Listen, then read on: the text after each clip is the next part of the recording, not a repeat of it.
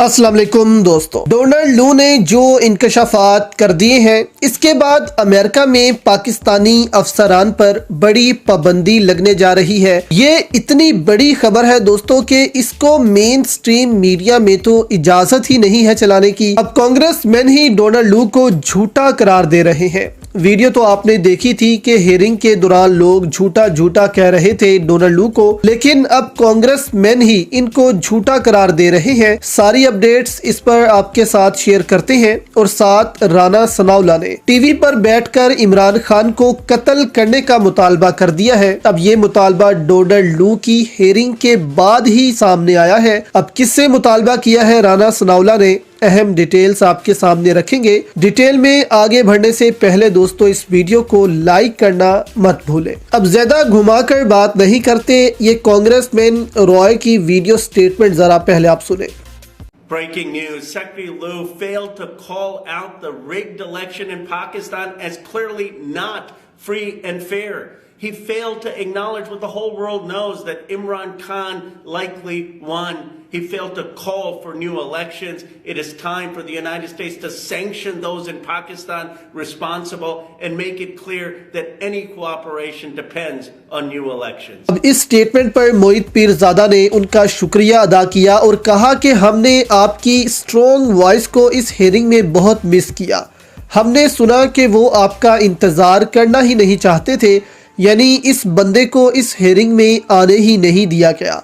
उन्होंने कुछ लेट आना था तो इनके बिना ही हियरिंग शुरू कर दी गई और फिर इनके लिए जो वक्त रखा जाना था वो भी फिर नहीं रखा गया। अब ये वीडियो भी आपके सामने अभी रखते हैं।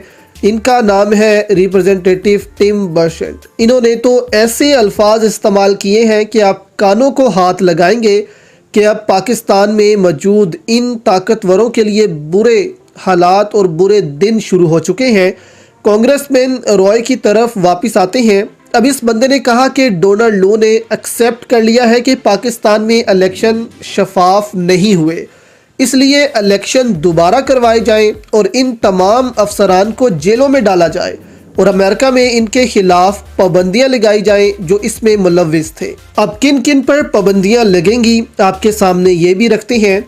अपने इस बयान में उन्होंने डोनाल्ड लू को भी झूठा करार दिया। अब मजे की एक वीडियो है, वो आपके सामने रखते हैं कि डोनाल्ड लू कैसे झूठ बोलता है।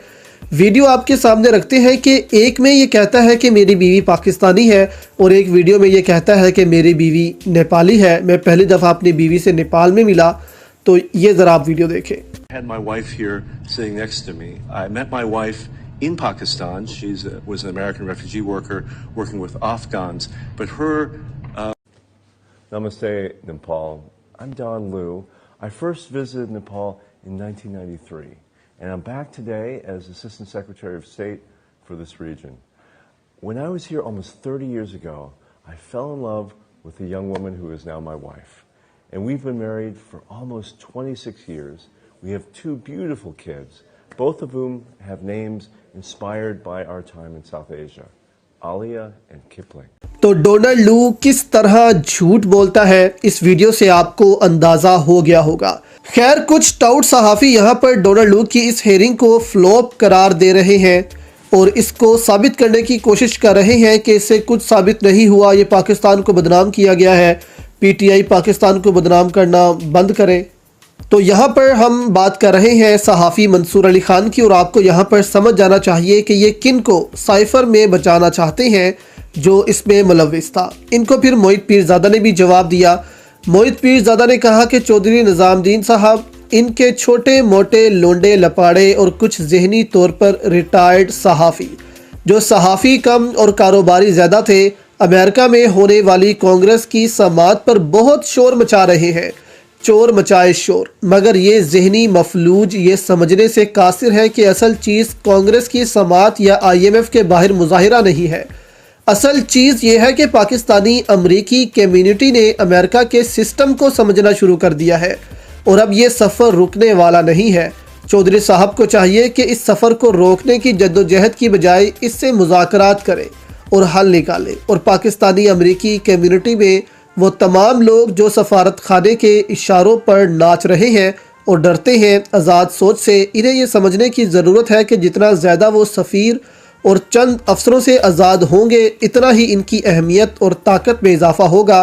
तो यहाँ उन्होंने कुछ सहाफ़ियों को क्रिटिसाइज़ किया है। अब इसी टॉपिक पर दोस्तों नजम सेठी ने कहा कि अमेरिका कांग्रेस कमेटी में डोनाल्ड लू की पेशी तहरीक इंसाफ की बहुत बड़ी कामयाबी है।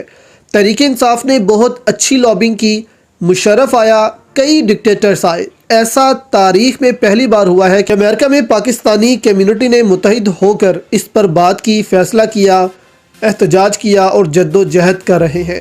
तो ये आप इमेजिन भी नहीं कर सकते दोस्तों कि ये पाकिस्तान अब बदल रहा है।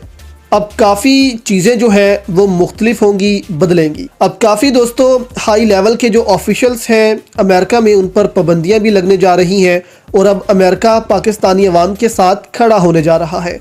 इसका सबूत ये वीडियो है रिप्रेजेंटेटिव टिम बॉशन की। इन्होंने कहा कि इमरान खान अमेरिका का दोस्त है। ये तारीखी अल्फाज उनके हैं और पाकिस्तानी एस्टेब्लिशमेंट में ये वीडियो, ये स्टेटमेंट ज़रूर सुनाई दे रही होगी।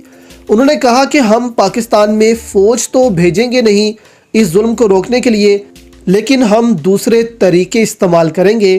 कौन से तरीके इस्तेमाल करेंगे ये वीडियो ज़रा आप देखें। Hey everybody, Tim Burchett was leading the Foreign Affairs Committee.